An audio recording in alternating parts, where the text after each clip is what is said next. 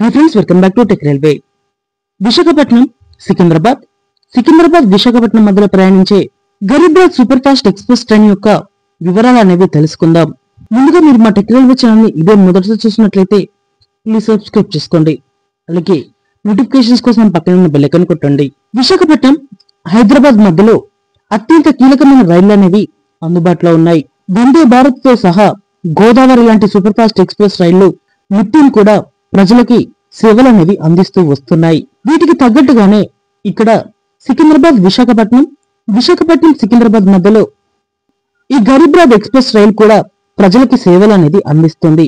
అత్యంత కీలకమైన ఎక్స్ప్రెస్ రైలుగా చెప్పుకోవచ్చు ఈ బండిని. ఈ రైలు ప్రారంభించడానికి ముఖ్య కారణం వచ్చేసి 2008 సంవత్సరంలో లాలూ ప్రసాద్ గారు రైల్వే మినిస్టర్ గా ఉన్నప్పుడు భారతదేశంలో మధ్యతరగతి కుటుంబాలకి కూడా ఏసీ రైలు ప్రయాణాన్ని అందించడమే లక్ష్యంగా భారతదేశం మీద కొన్ని గరీబ్ రాజ్ ఎక్స్ప్రెస్ రైళ్లని అందుబాటులోకి తీసుకువచ్చారు. గరీబ్ రాజ్ అంటే పేదవారి బండిగా చెప్పుకోవచ్చు. ఈ రైలు మొత్తం కూడా ఏసీ ప్రయాణం అనేది అందుబాటులో ఉంటుంది. కేవలం సూపర్ ఫాస్ట్ ఎక్స్ప్రెస్ రైళ్లలో స్లీపర్ కోచెస్ లలో ఉండే టికెట్ రేట్ తోటి ఈ గరీబ్ రాజ్ రైళ్లలో ఏసీలో ప్రయాణించవచ్చు. ఈ ఉద్దేశంతో ఈ రైలుని పట్టాలెక్కించడం జరిగింది.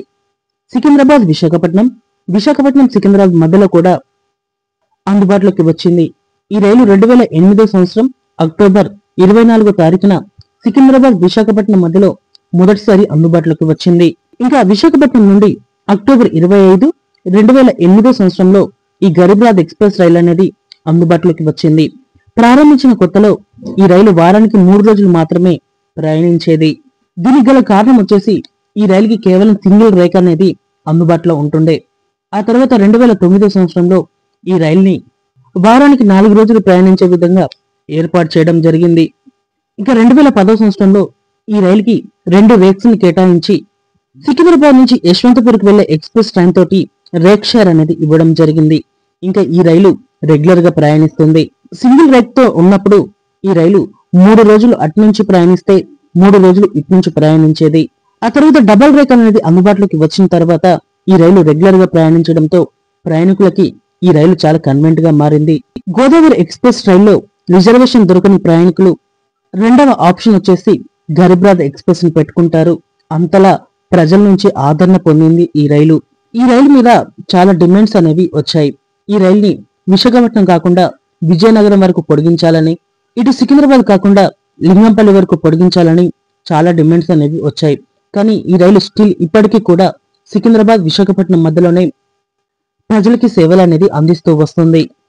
ఈ రైలు యొక్క ప్రస్తుత వివరాలకు వెళ్తే ఈ ట్రైన్ నెంబర్ వచ్చేసి 12740, 12739, 12740 సికింద్రాబాద్ అలాగే విశాఖపట్నం సూపర్ ఫాస్ట్ ఎక్స్ప్రెస్.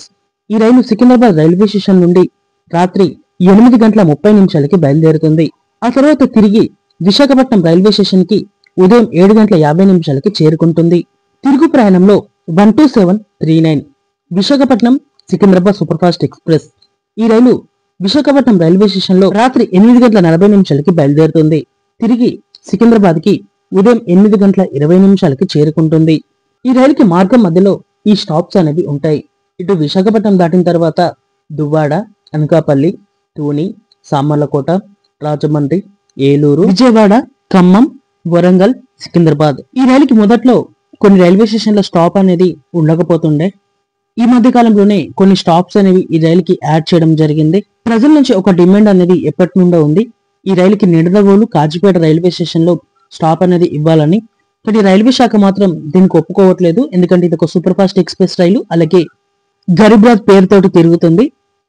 ఎక్కువ స్టాప్స్ ఇస్తే ఈ రైలు ప్యాసింజర్ లాగా మారుతుందని రైల్వే శాఖ కూడా ఈ ట్రైన్ కి ఇంకా స్టాప్స్ ని పెంచే ఆలోచన అనేది చేయడం లేదు. ఈ రైలు మొదట్లో గ్రీన్ ఐసీఎఫ్ కోచెస్ తోటి ప్రయాణించేది. ఆ తర్వాత 2024 జూలై నెలలో ఈ రైలుకి ఎల్హెచ్బి కోచెస్ ని కేటాయించడం జరిగింది. ఇదివరకు ఈ బండి గ్రీన్ కలర్ ఐసీఎఫ్ కోచెస్ తోటి ప్రయాణించినప్పుడు చూడగానే ఇది గరీబ్ రాజ్ ఎక్స్ప్రెస్ రైలు అనేది గుర్తుపట్టడానికి బాగుండేది. ప్రస్తుతం ఎల్హెచ్బిగా మారిన తర్వాత సాధారణ రైలు లాగానే ఈ రైలు కూడా కనిపిస్తుంది. ఓకే ఫ్రెండ్స్, ఈ రైల్లో మీకు ట్రావెలింగ్ హిస్టరీ ఉంటే ఒకసారి కింద కామెంట్ బాక్స్ లో షేర్ చేసుకోండి. అలాగే మరిన్ని రైల్వే అప్డేట్స్ కోసం మన ఛానల్ ని ఫాలో అవ్వండి. Thank you for watching. Next day.